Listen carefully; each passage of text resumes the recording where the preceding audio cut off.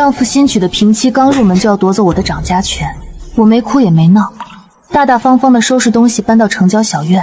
没想到第二天，家里所有的下人都拿着棍棒找她讨要月钱，米缸里更是连1粒米都没有。丈夫和婆婆连稀饭咸菜都吃不上，饿得前胸贴后背。白眼狼丈夫和婆婆这才想起，这么多年家里全靠我的嫁妆支撑，连她娶平妻的酒席钱都是我用私库垫付的。丈夫婆婆追悔莫及，赶紧跑来求我回家。我将早早准备好的和离书扔在她的脸上，别认怂啊，我等这一天好久了。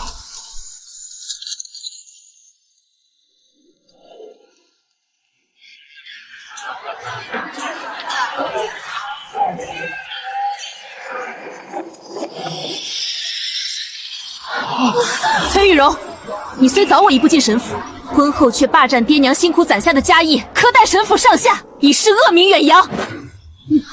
念你是市井商贩出身，不懂教养也属正常。可我作为太傅之女，也嫁入了神府，自然不能容许你兴风作浪。早就听说沈家大娘子是个厉害角色，没想到太傅府的千金也听到了风声。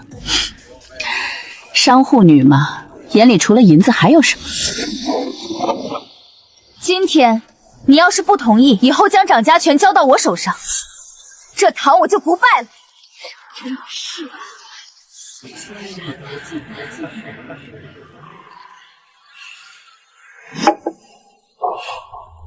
交掌家权，求之不得。看来这个满口仁义道德的太傅千金还不知道，这个家背后的真正的金主是谁。无论是这宅子的地契，还是何府上下所有家仆奴婢，再或是东市价值连城的摆动商户，实际上全是我一人的嫁妆。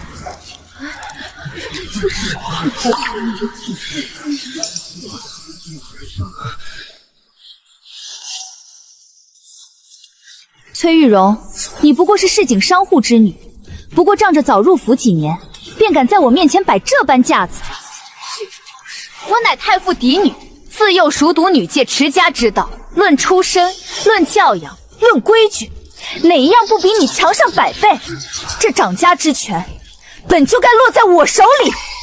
诸位有所不知，我家这大娘子平日在府中何等跋扈，克扣下人月钱，苛待旁支亲眷，甚至连公婆的份例，她都敢暗中克扣挪作私用。这般独负掌家，神府迟早要败在她手里。夫君，舒瑶今日言辞激烈，皆是为了神府百年清誉。你今日定要为我和神府上下做主，将这掌家权收回，否则舒瑶宁死也不进这沈家门。舒瑶，莫要胡闹。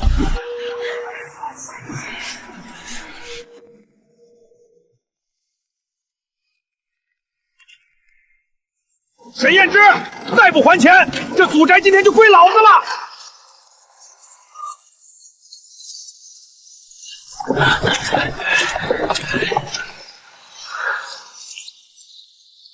从今往后，沈家的债我还。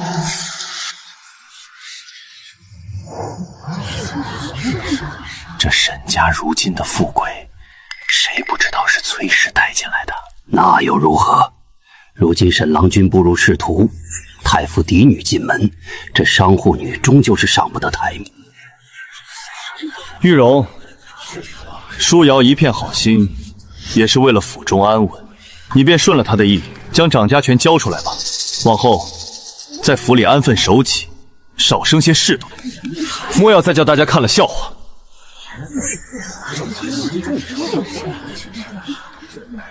想让我交出掌家权不难，只是这权我敢交。江小姐，你却未必接得起。崔玉荣，你少在这里故弄玄虚。我自幼跟着母亲打理太傅府，见过的奇珍异宝，理过的错杂账目，怕是你这辈子都闻所未闻。论李家，论手段，论眼界，哪一样不比你这个满身铜臭的市井之女强？你不过是靠这些商户手段，真把自己当成神府离不得的贵人了。你若真有底气，便立下字据，空口白话谁不会说？今日当着满堂宾客的面，把掌家大权清清楚楚写下来，往后府中大小事务皆由我做主，看我能不能把神府打理得比你好上10倍。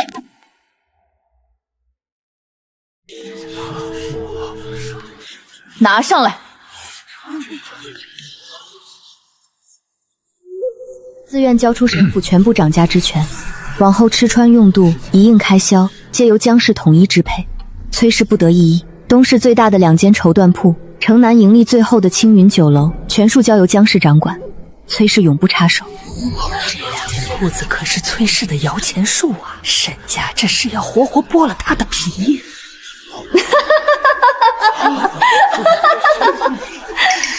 这么周全，倒是我小看你了。自然是要清清楚楚，免得日后你反悔，胡搅蛮缠。好，我可以签，只是为避免你我反悔，我要在这字据上加一条：自今日起，神府一切事务，上至田庄商铺，下至仆役嚼用，皆与我无关。府中若有半点亏空、半分乱子，任何人都不得再来寻我半句麻烦，或是要我伸以援手。这贱人怕是被气疯了，竟然主动把路断死。好，我答应你。快，按照大娘子的意思加上去，立刻签字画押。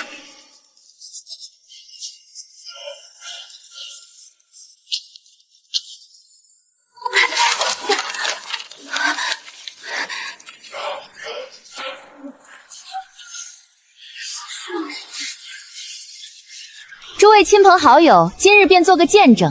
既然掌家权已归我，那我便做出第一件安排。我自幼体弱，郎中吩咐须住向阳宽敞之地，多多静养，所以南面日照最好的主厢房理应归我。再者，早前先生说过，属兔之人与我命格相互冲撞，同住一处对我不利。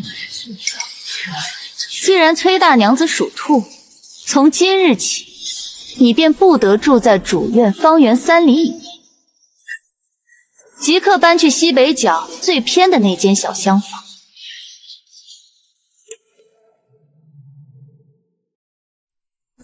那不是下人住的地方吗？这太傅嫡女当真是狠绝。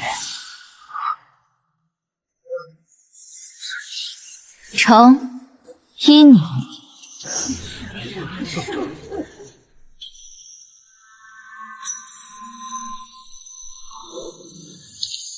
听说了吗？沈家那位商户女被贬到旁的屋里去了，真是自作自受。在夫君迎娶嫔妻那日，意气用事，亲手交出掌家权，往后在府中便只能任人搓扁揉圆，再无翻身之日喽。娘子，外头那些人都在胡说八道，他们哪里知道这沈府上下哪样不是您的嫁妆撑起来的？嘴长在别人身上，爱说便由着他们。大娘子恕罪，如今是江娘子掌家。她说从前您在府中太过铺张浪费，往后府里要一切从简，厉行节俭，还请大娘子多担待。放肆！你这势利眼的老货！我家娘子自小锦衣玉食，在崔家连指尖都不曾沾过冷水，何时受过这种委屈？这种喂狗都嫌硬的冷东西，你也配端上来？你们沈家的良心都被狗吃了吗？小翠姑娘，这可是江娘子亲自定的规矩，大娘子既然交了掌家权，自然要以身作则，您说是吧？慌什么？小翠，拿着我的帖子去月香楼，把他们掌厨的李大叔请来，告诉他，往后我这院里的3餐由他专门现做。至于账目，直接走我的小金库，不必经沈府的账。是。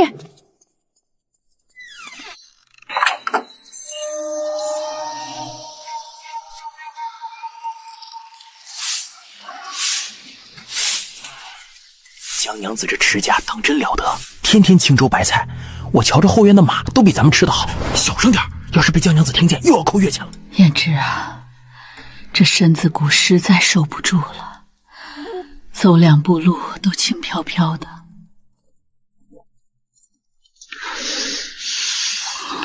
什么味儿？好香啊！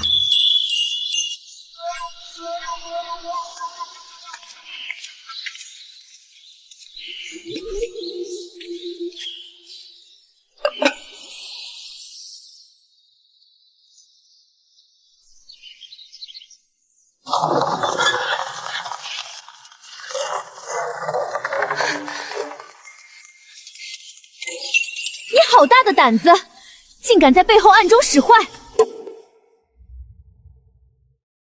妹妹这是说的什么话？我整日待在院里，大门不出，二门不迈，怎么就碍着你了？你还敢装糊涂？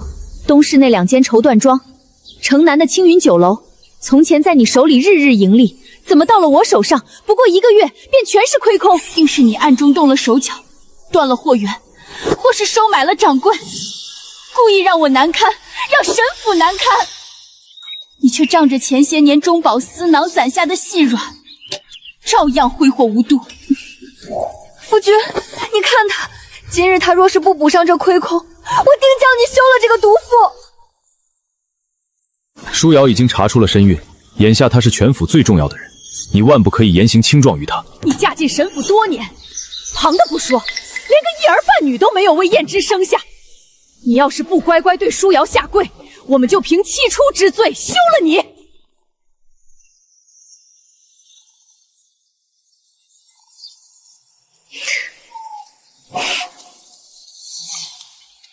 崔大娘子，老夫已反复确诊，您的身子极佳，并无任何不妥。老夫方才替沈郎君诊的那平安脉，实则沈郎君罹患先天不育之症，精气衰竭，此生绝无可能有后。无碍，我亦会和沈郎共度一生，烦请杨叔保密。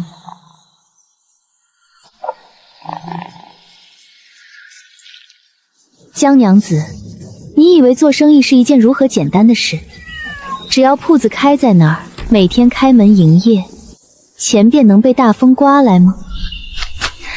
我没动手脚，没断货源，没收买掌柜，我只是什么都没做。你什么意思？从前我在，货源我掌，人脉我铺，账目我核，危机我挡。你们只管站在高处，享受我挣来的体面。现在我歇了，袖手旁观了。怎么，才1个月，你们就撑不住了？沈胭脂，看清楚了，离了我，你们沈家连1个月的体面都撑不下去。这所谓的高门大户，不过是个金漆掉落的空架子。那你也不能看着沈府败老。你是沈家妇人，你有义务。义务？江娘子莫非有健忘症？当日喜堂之上，你我白纸黑字写了契约。怎么，太傅之女说话竟不如市井香贩守信？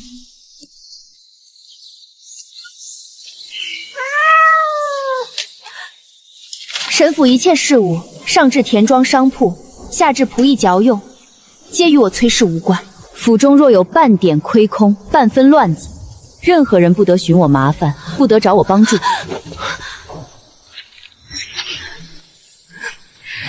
字是你催我签的，条款是你答应的，满堂宾客都是见证。现在沈府亏空了，你想起我了？晚了。那也是你逼我们舒瑶签的！你这商户女城府颇深，定是早就挖好了坑等我们跳！伯母圣人，这坑是江娘子自己挖的，土是你们亲手填的，如今把自己埋了，倒来怪我这看戏的人了。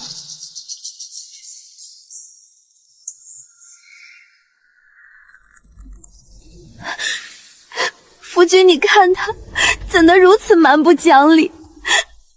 我的肚子被他气得好痛。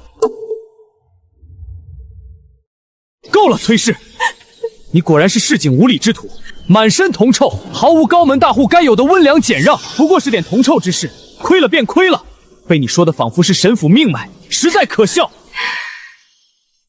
既然不在乎，那请问沈郎君，这1个月公婆的药费，你的官场走动，甚至江娘子头上的金钗，是拿你们沈家的一身凛然之气换来的吗？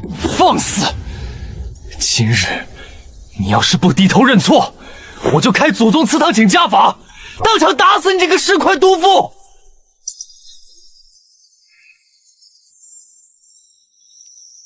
你是沈家的大恩人，若无你，燕之早已沦落街头，此生我定不负你。沈燕之，昔时成婚之日，你跪在我面前，流泪说我是你家的大恩人，此生永不负我。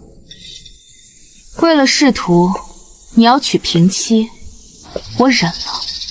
新婚之日，你纵容他发难夺权，让我沦为京城笑柄，我也忍了。今日你竟然罔顾是非曲直，要我给他下跪认错，放弃最后一丝尊严。我若是再忍，便不配为人。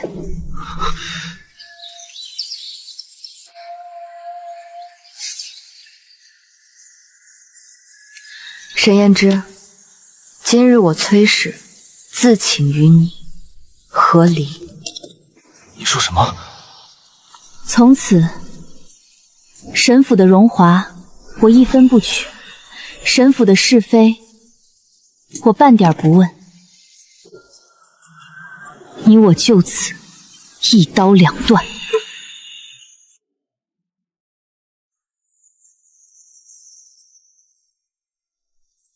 小翠，嬷嬷，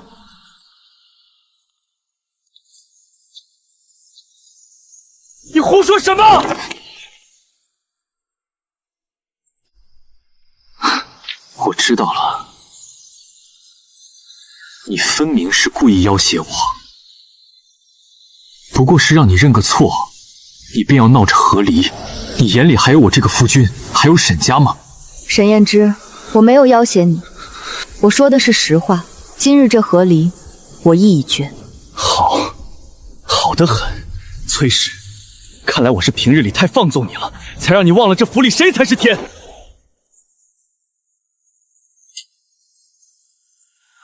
去，把家法拿来。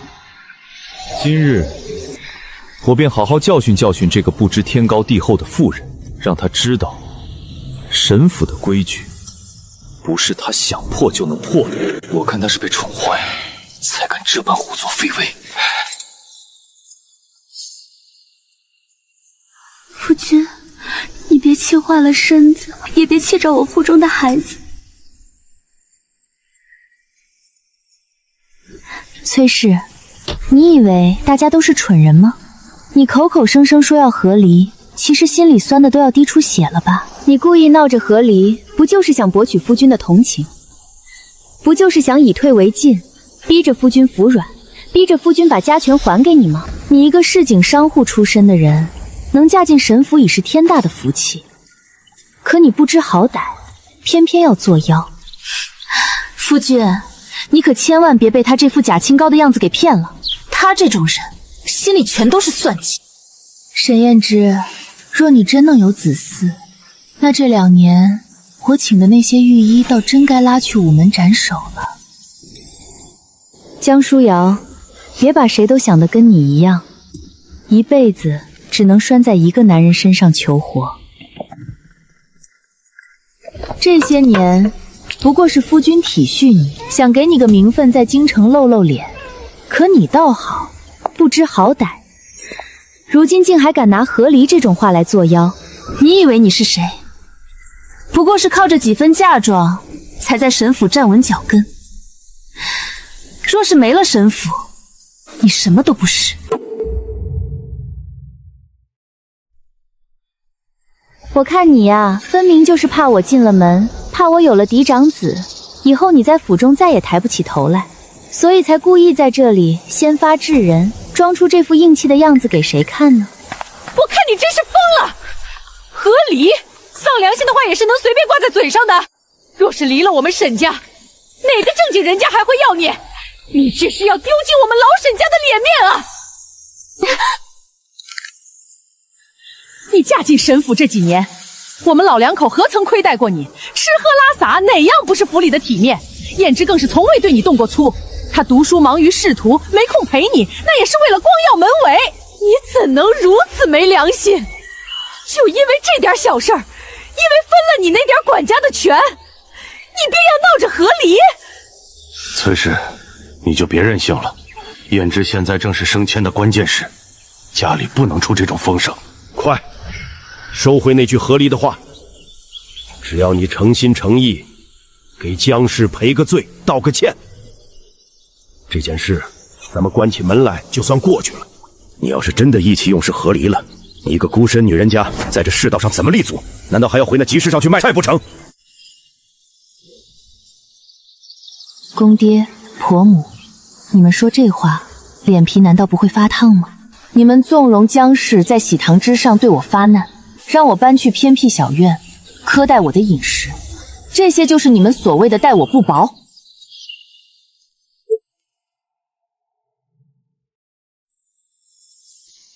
沈郎君，人人都夸你是谦谦君子，可这君子之名下，究竟埋了多少我崔家的血汗？你为了试图娶她为平妻，我忍了；她当众折辱我，我忍了；你们所有人都偏袒她，把我的付出当成理所当然，我也忍了。可如今，你们竟要把我最后一丝生而为人的尊严也踩在脚下，要我跪在这样一个人面前认错，我崔氏做不到。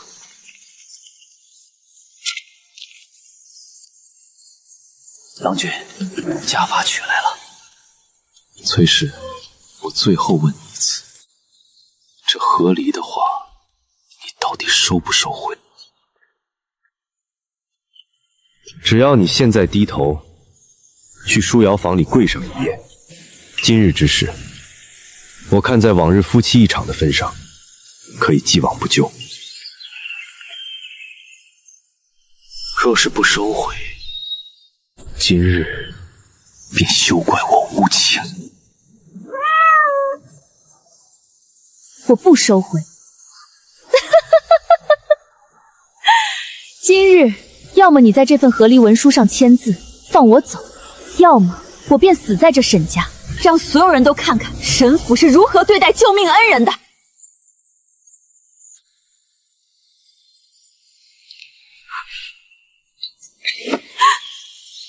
夫君，你别跟他废话了，他就是吃准了你不会真的对他动手，才敢这么嚣张。你今日要是不教训他，之后他只会更加得寸进尺，到时候不仅我和腹中的孩儿受委屈，沈府的颜面也会被他丢尽。好，那我就成全你。动手，给我打，直到他认错为止。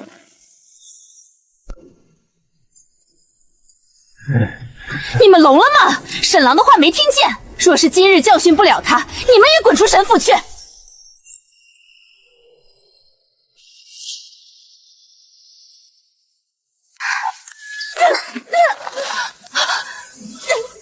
许打我家娘子，不许碰她！我家娘子没有错，错的是你们，是你们忘恩负义，是你们对不起我家娘子。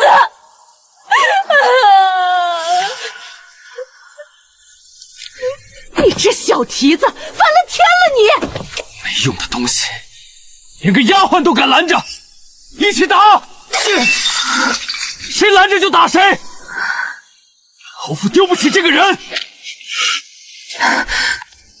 有本事你就冲着我来，为难一个从小陪我长大的丫鬟，算什么本事？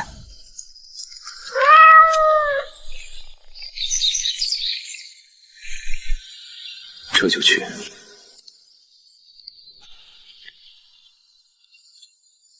这是和离文书。你竟敢算计我！你这是铁了心要陷我于不义。今日这字，你签也得签，不签也得签。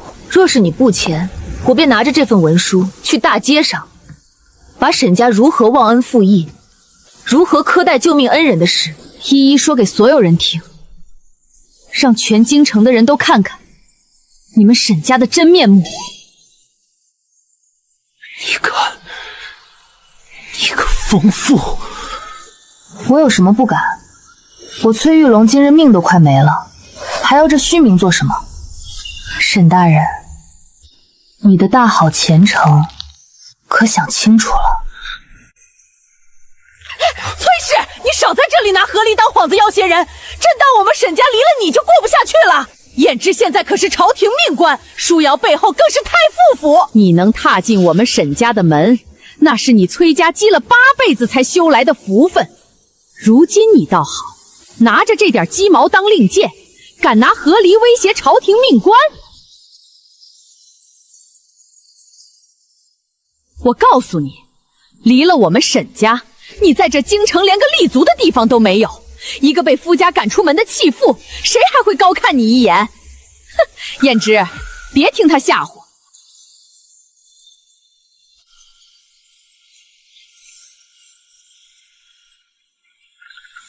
若是你再执迷不悟，我们便以欺出之罪休了你。到时候你连哭的地方都没有。崔氏，我们给你脸面，你别自己不要。沈家能有今日，固然有你几分功劳，但你也别忘了，若不是沈家给了你身份，你那些嫁妆根本撑不起那些铺面。你真当离了沈家，你还能像如今这般风光？京城遍地都是高门大户，谁会把一个无依无靠的商化女放在眼里？你今日闹这一出，不过是一时义气，等你真的出了这个门，用不了半个月，就得灰溜溜的回来求着我们让你进门。夫君，爹娘方才说的极是，每一句都是金玉良言，可惜某些人听不懂。她一个商户女，没读过什么书，眼界就只有这么点儿，以为拿着几分嫁妆就能拿捏住沈家了，却不知道这京城之中最不缺的就是银子，最看重的是门第与权势。我爹是当朝太傅，门生故事遍布朝野，有我爹在，沈家今后只会步步高升，何愁没有银钱进项？依我看，夫君干脆就遂了他的意，直接休了他便是。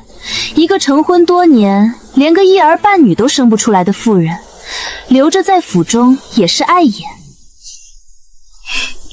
沈燕之，别磨蹭了。你爹娘和江小姐都把话说得这么透彻了，你还等什么？签字。是了，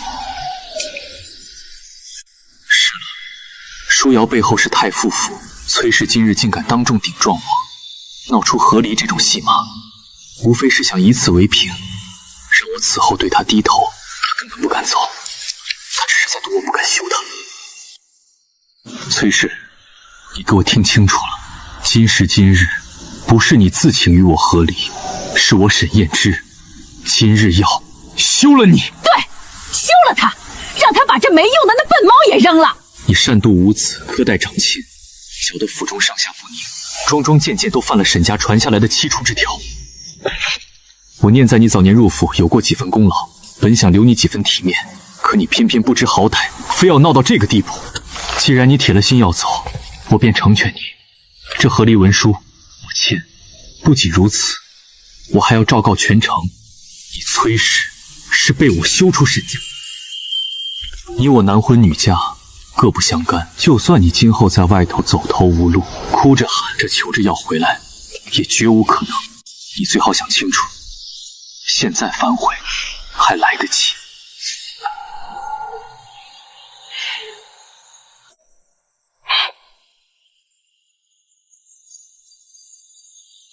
沈大人，我不反悔，昭告全城也好，逐出家门也罢，我都接着。只希望你签完字之后，别回头来找我就好。我会回头找你，简直是天大的笑话！我沈燕之便是饿死，也绝不看你这贱人一眼！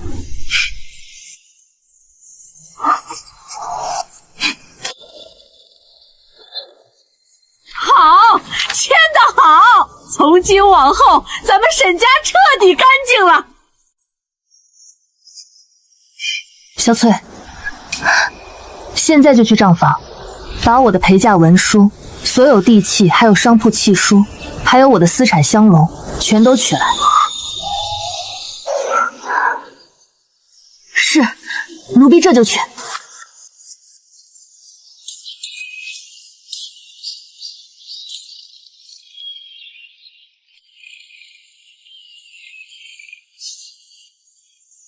这沈郎君一家人真是够吵闹。不过幸好大小姐终于决定要离开了。小翠，你疯了！那是沈家的账房，你也敢闯？你这不长眼的老货！那是娘子的私库，里面哪一张纸不是崔家的？一针一线都不留。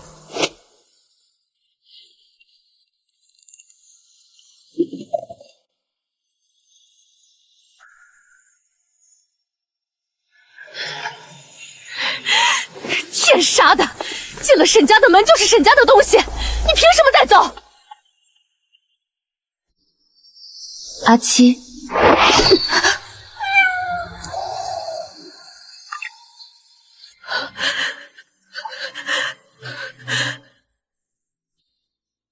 婆母，我劝您想清楚再动身。这些东西都是我崔玉玲的婚前嫁妆，白纸黑字写得清清楚楚，与沈家没有半分关系。怎么，沈府如今落魄到要贪见一个妇人的嫁妆了？这要是传出去，怕是连这沈府的大门都保不住了吧？离了沈家，你攥着这些地契有什么用？京城那些权贵分分钟就把你吞了，用不了半月，你就会发现没了我，你寸步难行。行了，让他带走，到时候你还是得跪在府门。娘子，钱在这儿了，一根丝儿都没留给他们。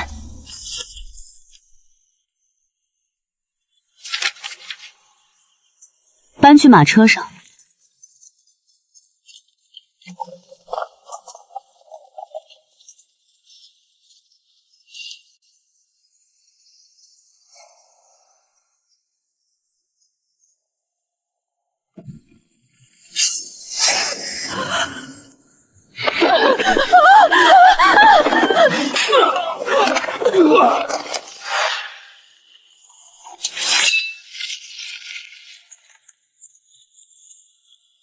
赶紧去陪着大小姐。崔氏，你现在回头还来得及，这京城的路可没你想的那么平坦。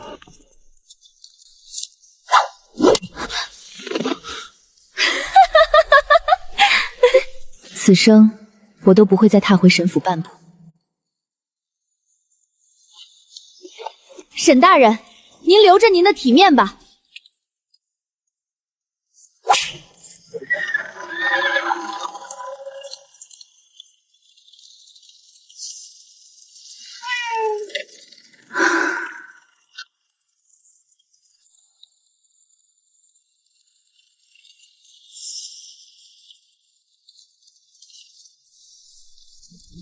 沈延之，再不还钱，就把你家祖坟的地底了！诸位莫动手，银子还要再说，莫要惊了他。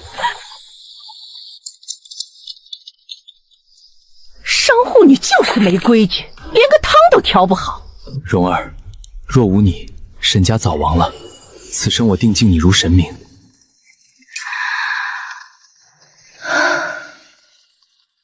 终于结束了。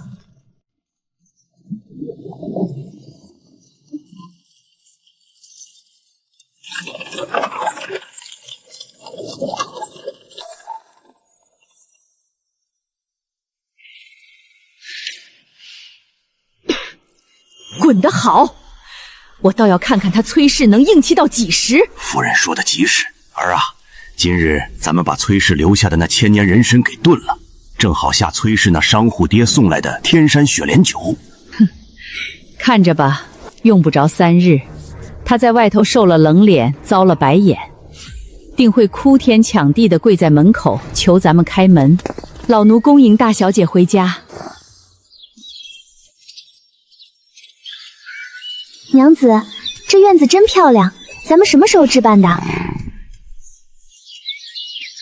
当我知道沈燕之把官饷全都拿去打赏同僚，连过冬的炭火都要从我账上支取时，我就知道我得给自己留条退路。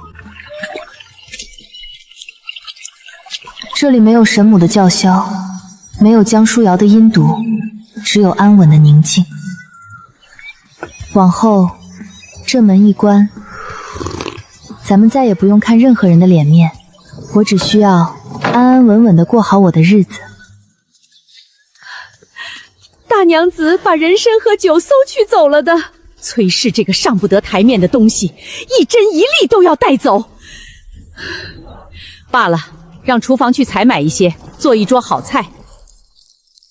言之，今日这事儿你办得极好，这种不知好歹恃宠而亡的妇人，就该给她个结实的教训。不让他在外头撞个南墙，他自然不知道这天有多高，地有多厚，更不知道谁才是他后半辈子的指望和依靠。爹娘说的极是，在这京城，有银子的人多的是，可有权势的人才是真正的主人。在这京城做生意，看的可是门楣和脸面，没了咱们沈家的名头护着，那些见钱眼开的供货商、掌柜，谁还会认他那张老脸？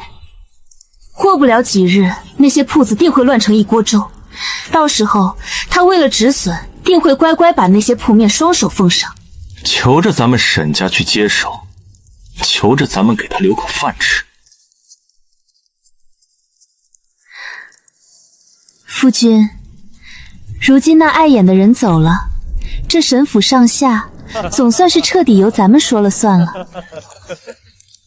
往后我一定把这府里打理得井井有条，定要把沈府的体面给夫君挣个十足，让你在官场上再无后顾之忧。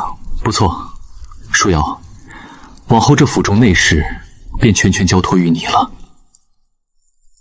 我也想看看，离了沈府的门槛，他那万贯家财到底能守住几天？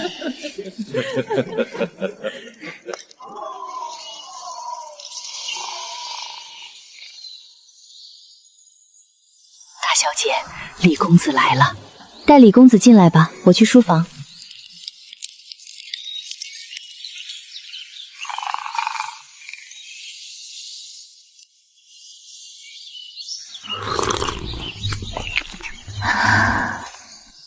崔娘子，你总算从那蛇鼠窝搬出来了，可喜可贺。多谢，那妾身便在此谢过李公子了。奶娘，帮我把这琉璃盏收下去吧。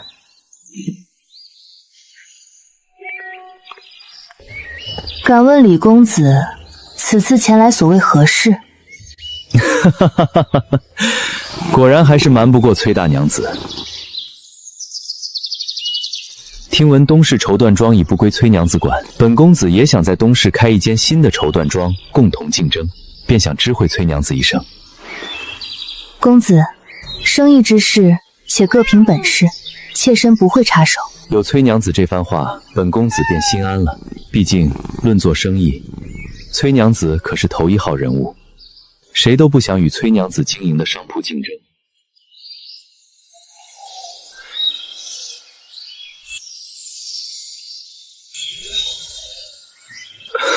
那本公子便回去了。崔娘子有事，随时可叫您的嬷嬷来府中来询。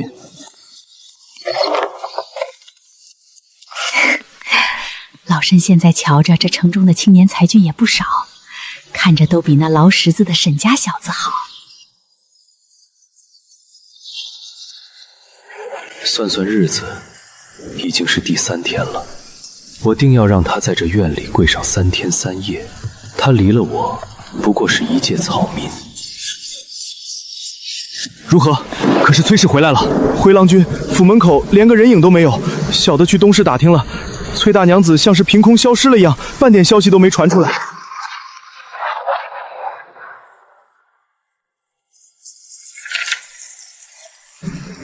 无事，我在府门口去等他，左右不过是些生意上的鸡毛蒜皮之事。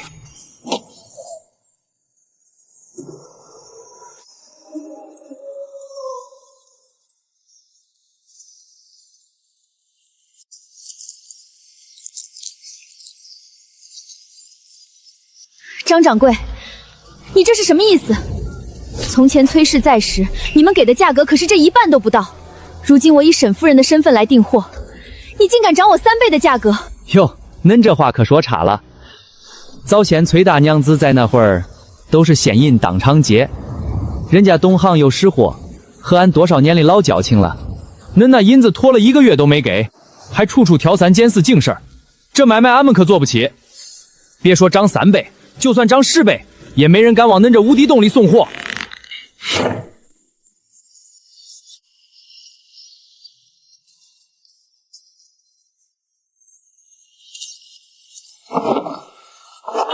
李公子，都听您的，停掉供货了。李公子有需要，记得找我。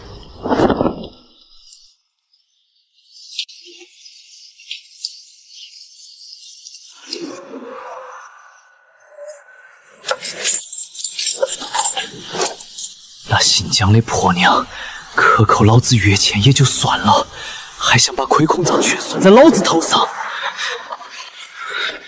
姓沈的一家子都是瞎爆眼的包皮龙，没了崔大娘子，这铺子早就该垮喽。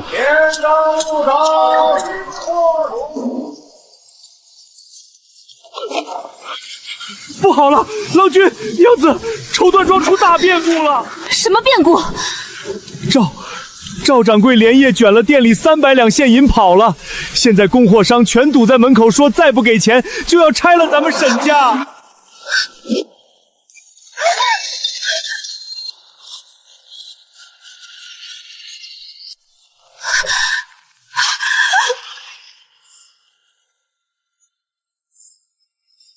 瞅瞅，这就是那位太傅千金管的店，这才半月功夫都要关门大吉了。啥千金不千金？我看就是个败家子儿。早先崔大娘子搁这儿的时候，这可是京城头一份的绸缎庄。人呢？都死哪儿去了？娘子，白喊了！夜儿个半夜里，那帮供货商令人闯进来了，说既然讨不出钱结账，就拿鬼胎抵账。那帮人还把后院的几匹老马都给牵走了，咱拦都拦不住啊！还叫他们揍了一顿。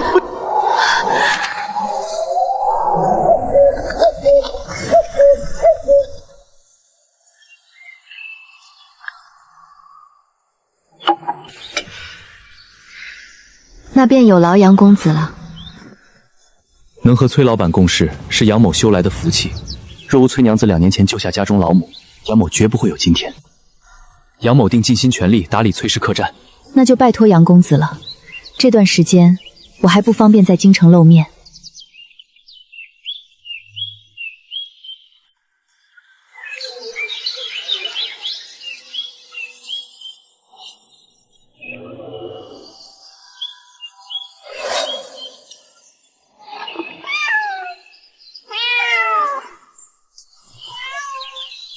这是南下寻到的小宠，想赠与崔娘子。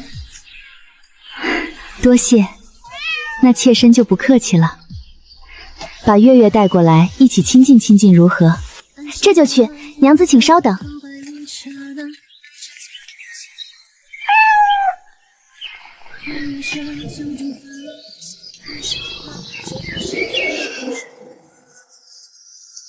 这是什么猪食？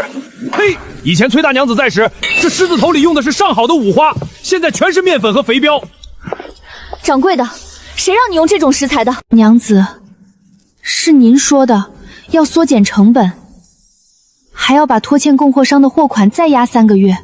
现在全京城的肉商、粮商一听是沈家要货，连门都不让进。今天这几斤碎肉，还是小的求爷爷告奶奶才买到的。江娘子，今天再不结清欠了半年的3000两肉钱，老子就拆了你这大理石的门槛儿！放肆！我乃太傅之女，沈郎君乃朝廷命官，还能差了你这点碎银不成？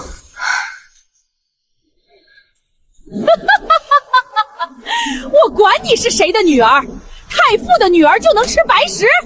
兄弟们，给我搬，能搬什么搬什么。公子已经按照吩咐去做了。我与崔大娘子是好友，必定是要对那些人下手的，不需要任何酬劳，只想知晓崔大娘子是否安好。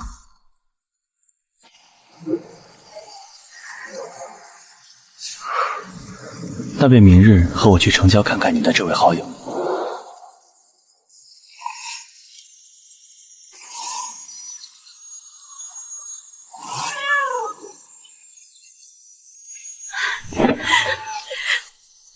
蓉儿，太好了，你总算从那吃人的沈家出来了。许久不见你，你最近如何了？我当然是老样子啊，我都好久没见你了。你是不是也想捏蓉儿的脸？这小宠长得倒是惹人喜爱，从哪儿得来的？杨公子之前南下带回的。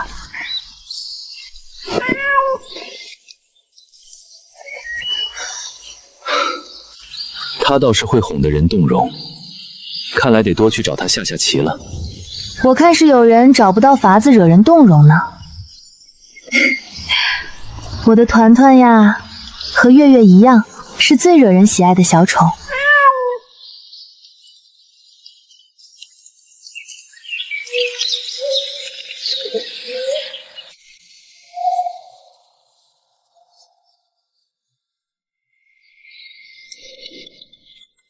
俺们不干了！兄弟们跟着崔娘子时，月前从不拖欠，过节还有红包；跟着您，天天挨债主的骂，连口饱饭都吃不上。对，散了散了！听说崔娘子的新店正招人，咱们去投奔崔娘娘。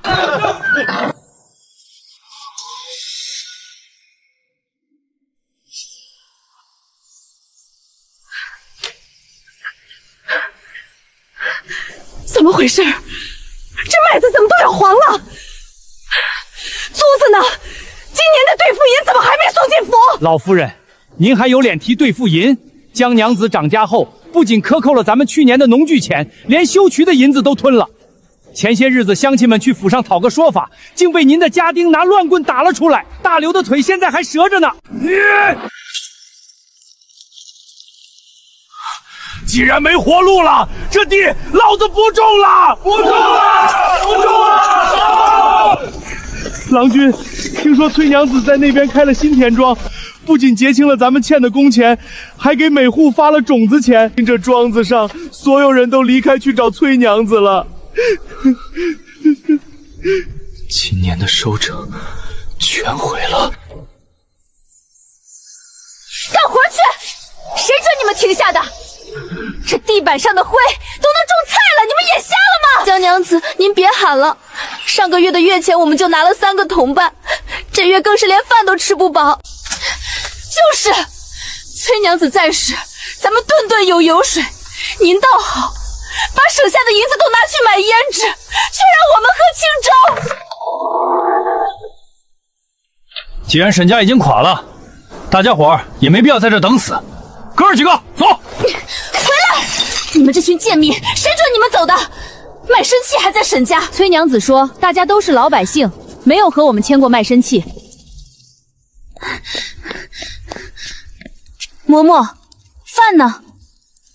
饭，米缸里都能跑马了，哪来的饭？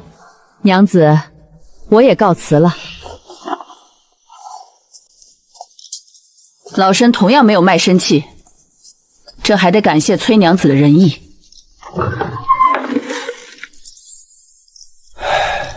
沈家彻底完了。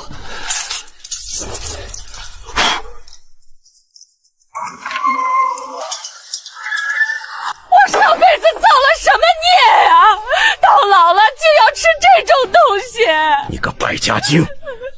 当初若不是你挑唆，非要把崔氏气走，沈家何至于落到这般地步？怪我！你们当初接那百香嫁妆的时候，笑得比谁都大声。现在没钱了，要想起崔氏的好来了。你还敢顶嘴？你这个扫帚星！自从你进了门，沈家哪天消停过？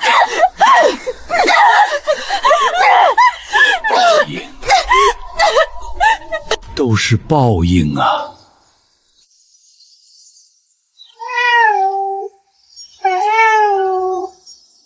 今年多购置些炭火和肉吧，给周围的农户们和小厮丫鬟们发下去，过个温暖的冬天。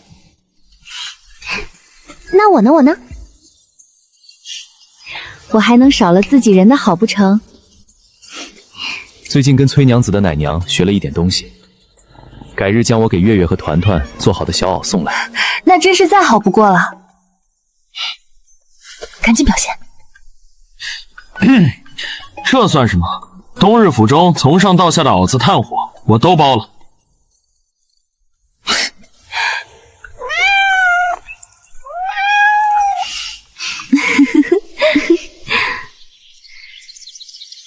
看来是个好年。这怎么喝？我肚子里怀的可是沈家的种，你就给我喝这种喂猪的水？爱喝不喝，有的喝就不错了。他在时，我顿顿燕窝漱口，出门哪次都是前呼后拥。你除了哭还会干什么？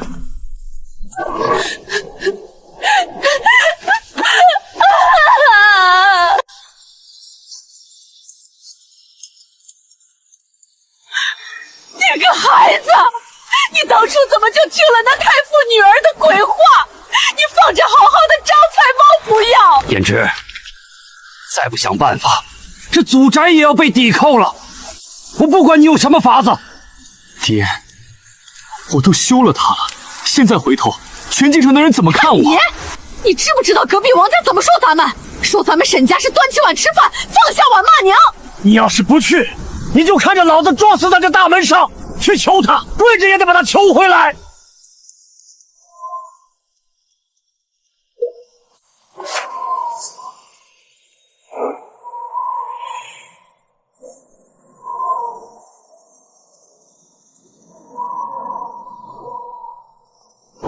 小哥，麻烦通传一声，就说沈家沈燕之求见崔大娘子。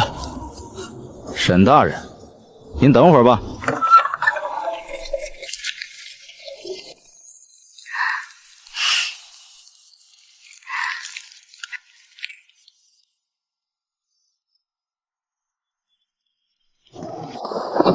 回禀主子，外头有个叫沈燕之的在门口站了半个时辰了，说是要求见您。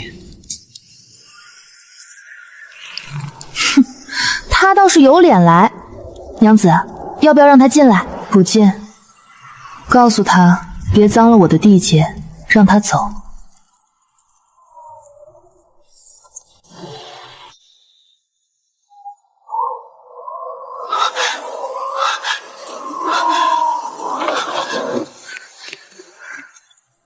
主子，沈大人他不肯走。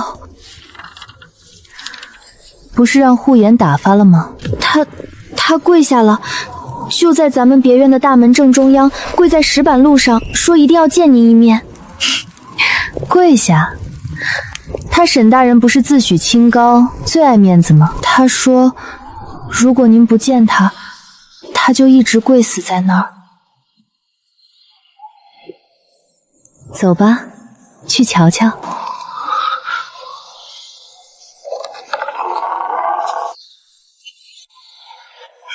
蓉儿，蓉儿，你总算肯见我了。蓉儿，我知道错了，是我鬼迷心窍，是我忘恩负义，是我对不住你。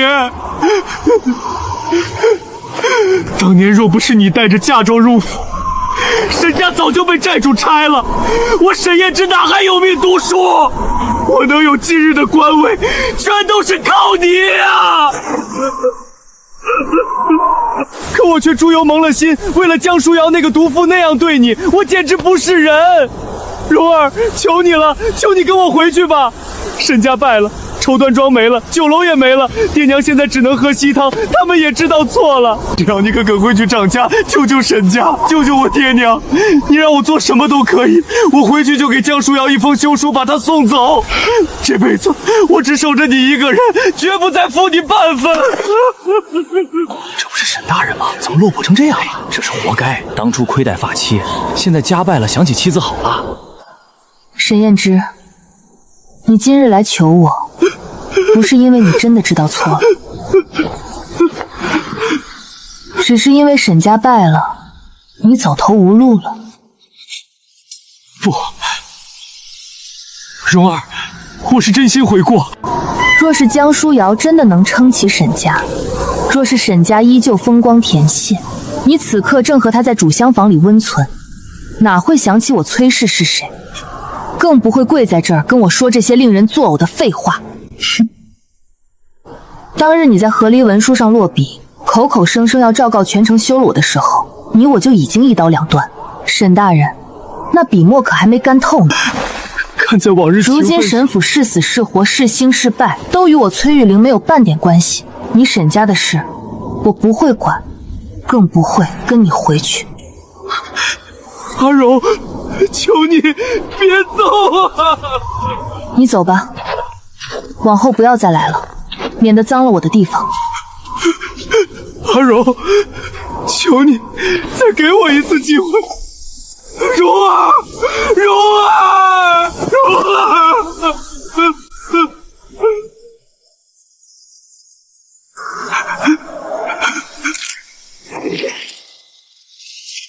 来吧，把这不入流的沈郎君丢到粉香楼门口去。老太太，少在这装死！你儿子欠了咱们利滚利5000两，今天拿不出银子，这房梁老子都要拆了。没钱啊，真没钱啊！你们去东市找崔氏啊！大人，求您通融一声，我是舒瑶的夫君，有急事要求见太傅大人。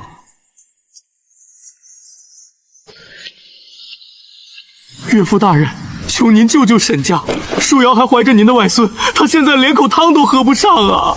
外孙，沈燕之，你倒真是有脸提这个词！我江家100年的清誉，差点就毁在女儿和你这个窝囊废手里。你以为老夫不知道？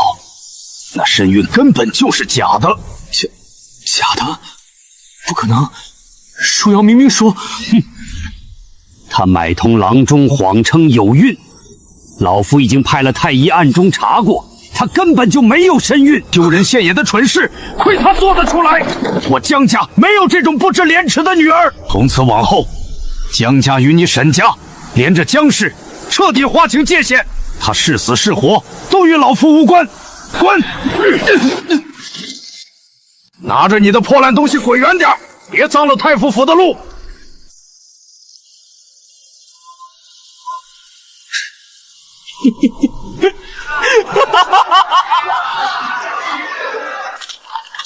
蓉儿，上个月咱们那几家酒楼的净利已经过了5万两，西城的铺面也全部修整完毕，明天就能开张。告诉伙计们，今年的分银多加2成。既然大家跟着我崔氏做事，我就得让大家吃最香的肉。怎么样？太傅大人给银子了吗？给多少？够还债吗？燕之，你说话呀！太傅是不是答应帮咱们打点了？太傅说没有身孕，也没有银子。什么？没有身孕？你这个贱人，你竟敢骗我！你竟敢假怀孕骗我们全家！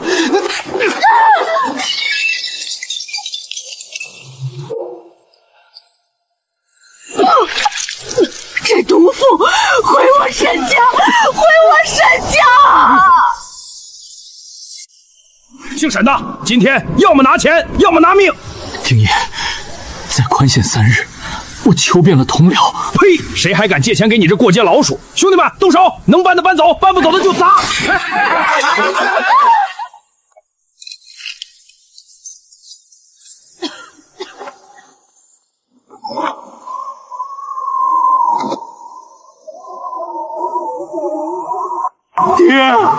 娘，孩儿不孝啊！孩儿让你们走的连个体面都没有。蓉儿，您瞧瞧，这位是刚承袭爵位的伯爷，那位是刚丧偶的户部侍郎，还有这位，那是京城有名的才子。他们可都说了，只要您过门，这家产您说了算，且终生不纳妾。奶娘，回去告诉那些贵人，我崔氏这辈子伺候男人已经伺候够了。哎呦，蓉儿，您这万贯家财，总得有个男人顶门立户啊。我就是我自己的门，我就是我自己的户，有花不完的银子，有忠心的下人，有这自在的天地，为何要再去给别人当牛做马，看婆母脸色，等男人回心转意？这话说得好，崔娘子本就无需倚靠儿郎，如此甚好。那老史子的关二世最是薄情，还没本公子一丁点的好。崔娘子的人生才是最为珍重的，理应考虑自己。杨某愿永世跟随。你倒是会挑时机。蓉儿，咱们下学去放纸鸢如何？带上月月和团团，还有您那俊俏的阿七侍卫小郎君。原来我的青青心里有人，那我当然要推光助澜。好啊，大家一起去放纸鸢。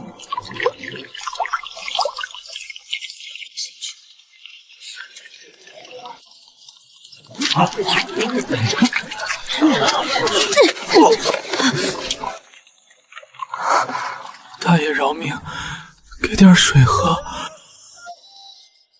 走吧。这世道，男人给的宠爱会变，门第给的体面会碎，唯有握在手里的银子和刻在骨子里的自尊，才永远不会背叛。我崔氏之女，只为自己而活，